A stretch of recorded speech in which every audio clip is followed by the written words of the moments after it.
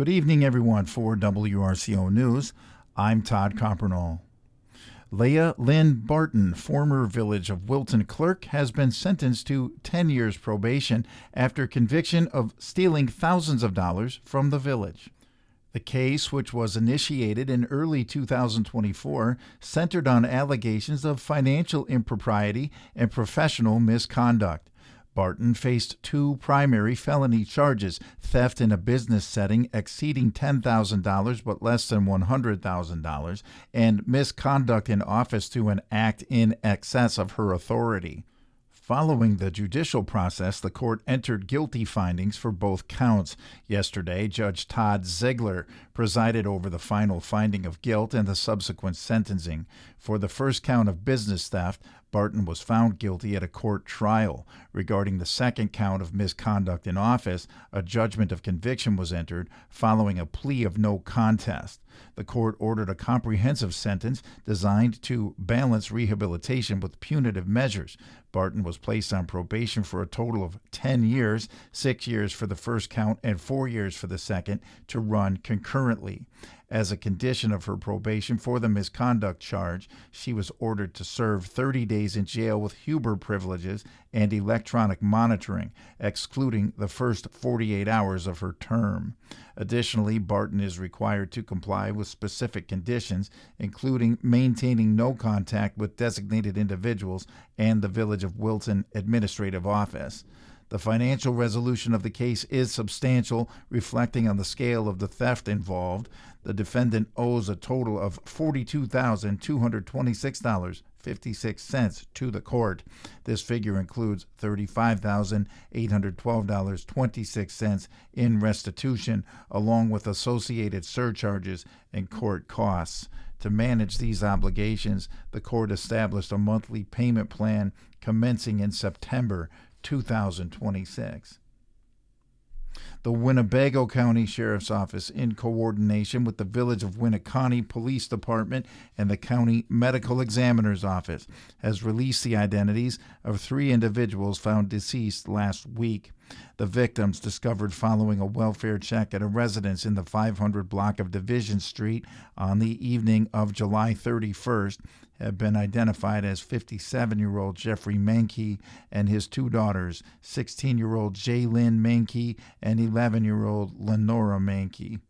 The discovery was made after officers from the Winneconne and Omro police departments, along with the Winnebago County Sheriff's Office, were dispatched to the home in response to a medical incident. Due to the nature of the circumstances, the Winnebago County Sheriff's Office has assumed the lead role in the ongoing investigation.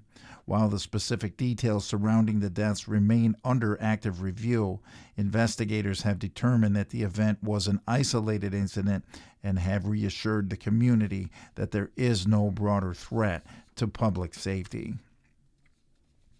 The Vernon County Sheriff's Office, led by Sheriff Roy Torgerson, managed a diverse range of incidents during the week ending August 1st. The week began with an OUI arrest in the town of Coon after a truck entered a ditch on Swaim Ridge Road. The driver, who refused medical care, was charged with OUI, second offense, and operating after revocation. That same day, deputies responded to a battery report on West Main Street in the village of Reedstown. The suspect was eventually apprehended in Crawford County and processed at the Vernon County Detention Center for battery and disorderly conduct. July 27th, proactive enforcement continued with the execution of an arrest warrant on Call Road in the town of Sterling, where a 30-year-old female was taken into custody on multiple warrants and a probation hold. Midweek activities included the launch of a significant theft investigation involving a contractor from Missouri who allegedly failed to complete $125,000 worth of work. On July 29th, a dangerous domestic disturbance in the town of Kickapoo required a swift response after a male threatened others with a knife. The individual was arrested and transported to the detention center. Road safety remained a priority, as evidenced by an accident on County Road C on the 30th of July in the town of Greenwood. A juvenile driver fell asleep at the wheel, causing his car to overturn in a wooded area, though fortunately no injuries were reported despite the deployment of airbags. The end of the week saw several community-focused interventions and interagency collaborations. On the 31st of July, deputies investigated a fire seen from Highway 27, which turned out to be a controlled burn. The property owner was advised on proper notification procedures. A noise and trespassing complaint in Reedstown was resolved peacefully between the parties, and then on August 1st, deputies assisted Coon Valley Police with a traffic stop that led to the capture of a male passenger with active warrants from 3 different counties near the La Crosse County line. Additionally, a warrant arrest was made in the village of Lafarge following a vehicle sighting on South Bird Street.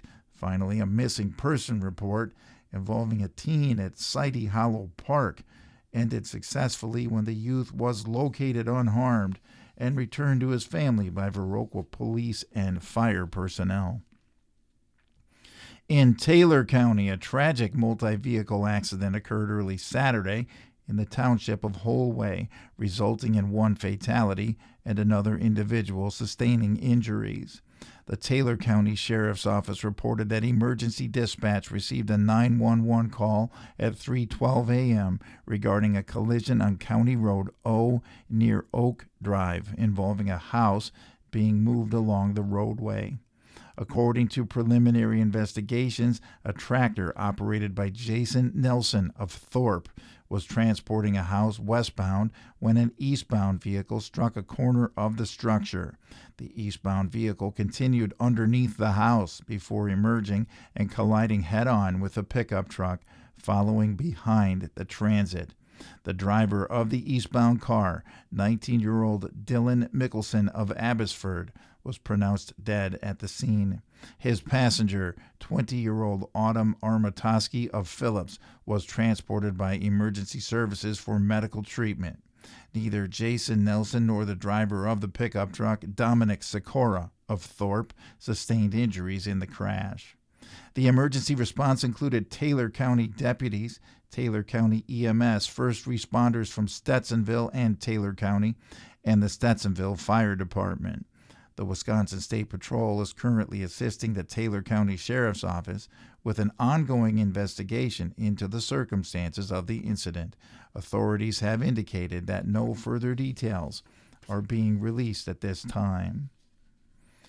According to a criminal complaint, bystanders found a 4-month-old baby in a car seat alone in a boat at Lakeview Bar in Milton. Minutes after the baby was brought inside the bar, 27-year-olds Callie and Maxwell Reed came inside looking for the child.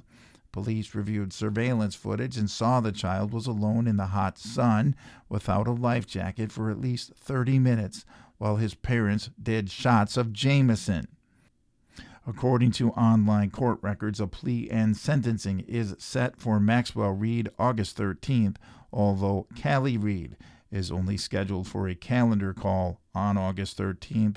Online court records indicate a plea questionnaire and deferred prosecution agreement have been filed in her case. The search for 2 young kayakers who went missing near Washington Island has reached a somber conclusion. Sunday, August 2nd, the Door County Sheriff's Office officially assumed command of the incident, marking a shift in focus as the mission transitioned from a rescue search to a recovery operation. The change in status signaled a heartbreaking turn for the families and the many agencies involved in the intensive effort to locate the pair. Throughout Monday, a coordinated recovery team worked tirelessly in the waters where the individuals were last seen. Personnel from the Washington Island Police Department, the Gibraltar Police Department, and the Wisconsin Department of Natural Resources joined the Door County Sheriff's Office in a meticulous sweep of the area. Late Monday morning at approximately 10:55 a.m., personnel located the body of 20-year-old David Thulman of Dundee, Illinois. Shortly thereafter, the body of 20-year-old Francesca Warwick of South Elgin, Illinois, was also recovered from the water. The identification of the two victims brought a formal end to the recovery phase of the operation. In the wake of the tragedy, the Door County Sheriff's Office expressed its deepest condolences to the families of both David and Francesca. Sheriff Tammy Sternard and Chief Gary Schultz also extended their gratitude to the vast array of local fire departments, emergency management teams, and the United States Coast Guard for their assistance. The efforts were further bolstered by numerous volunteers who dedicated their time and resources during both the search and the subsequent recovery. While the physical recovery of the victims has been completed, the circumstances surrounding the incident are still being examined. The Door County Sheriff's Office has confirmed that the case remains under active investigation to determine the exact sequence of events that led to the disappearance of the two kayakers. The University of Wisconsin-Platteville Foundation and Alumni Association has announced a $1 million estate gift from the late Dolores L. Brown, a 1954 graduate of Platteville State Teachers College. Brown, who died March 29th at the age of 93, dedicated her life to the field of education. Her remarkable donation will establish an enduring scholarship fund specifically for full-time students majoring in education at UW-Platteville, ensuring that future teachers receive the support necessary to follow in her footsteps. Having been born in Lancaster and raised in Platteville, Brown was a passionate advocate for student success throughout her 35-year career in elementary education. After teaching in West Allis, she spent the majority of her professional life in Madison elementary schools. She was widely recognized for her philosophy that every child deserves a tailored challenge and support based on their unique strengths. Beyond the classroom, she was a leader in organizations such as Alpha Delta Kappa, demonstrating a lifelong commitment to service and the teaching profession. Vital statistics right after this.